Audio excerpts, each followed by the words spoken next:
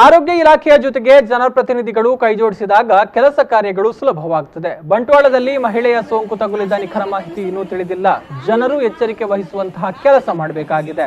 ಗಡಿಯಿಂದ ಬರುವ ಅಪರಿಚಿತರ ಬಗ್ಗೆ ನಿಗಾ ಇಡುವ ಕಾರ್ಯವಾಗಬೇಕು ಅಂತ ಪುತ್ತೂರು ಶಾಸಕ ಸಂಜೀವ ಮಠಂದೂರು ಹೇಳಿದ್ದಾರೆ.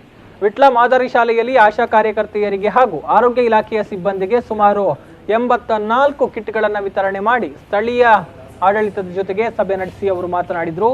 ವಲಸೆ ಕಾರ್ಮಿಕರಿಗೂ ಕೂಡ ಸೂಕ್ತ ಆಹಾರ ವ್ಯವಸ್ಥೆಯನ್ನ ಕಲ್ಪಿಸಬೇಕು. ಗುಡಿಸಲಿನಲ್ಲಿ ವಾಸವಾಗಿರುವ ಅಸಹಾಯಕರ ನೆರವಿಗೆ ಧಾವಿಸುವ ಅಗತ್ಯ ಇದೆ. ಆಪತ್ತಿನ ಸಮಯದಲ್ಲಿ ಧರ್ಮ ಪಕ್ಷವನ್ನ ಬದಿಗಿಟ್ಟು ಕೆಲಸ ಮಾಡಬೇಕಾದಂತಹ ಅಗತ್ಯ ಇದೆ.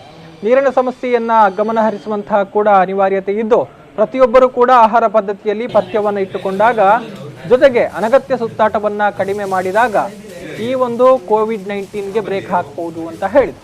ಇನ್ನೊಂದು ನಗರ ಪಂಚಾಯತಿಯಿಂದ ಒಂದು ಅನೌನ್ಸ್ಮೆಂಟ್ ಮಾಡಿಸಿದ್ರು. ಇಂಥ ಕಾಯಿಲೆಗಳಿದ್ರೆ ಲಾಕ್ಡೌನ್ ಬಗ್ಗೆ ಹೇಳಬೇಕು. ಕಾಯಿಲೆ ಬಗ್ಗೆ ಯಾವುದು ಬಂಟ್ವಾಳದಲ್ಲಿರುವಂಥ ಆ ಮಹಿಳೆ ಸಾವಾಯ್ತಲ್ಲ, ಆ ಸಾವಿನ ಹೌದೌದು ಇಂಥದ್ದು ಸಣ್ಣ ಪುಟ್ಟ ಕಾಯಿಲೆಗಳಿದ್ರೆ ಜ್ವರ, ಶೀತ, ಕೆಮ್ಮು, ನೆಗಡಿ, ಏನು ಶ್ವಾಸಕೋಶದ ಕಾಯಿಲೆ, ಉಪವಾಸ ಇಂಥದ್ದೇನಾದರೂ ಇದ್ದರೆ ನಾವೇನಾದರೂ ಅಂಥದ್ದಿದ್ದರೆ ತಕ್ಷಣ ಬಂದು ಆರೋಗ್ಯ ಅಧಿಕಾರಿಗಳನ್ನು ಭೇಟಿಯಾಗಬೇಕು, ವೈದ್ಯರನ್ನು ಭೇಟಿಯಾಗಬೇಕು.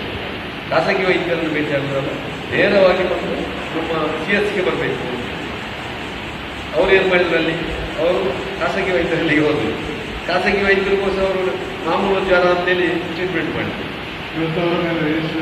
ಆಗಿದೆ, ಅದೇ ಅದಕ್ಕೆ ಬೇಕಾಗಿದೆ. ಬಂಟ್ವಾಳ ತಾಲೂಕಾದ ಕಾರಣ ಈಗ ಮಾಡ್ತಾ ಇದ್ದೇವೆ.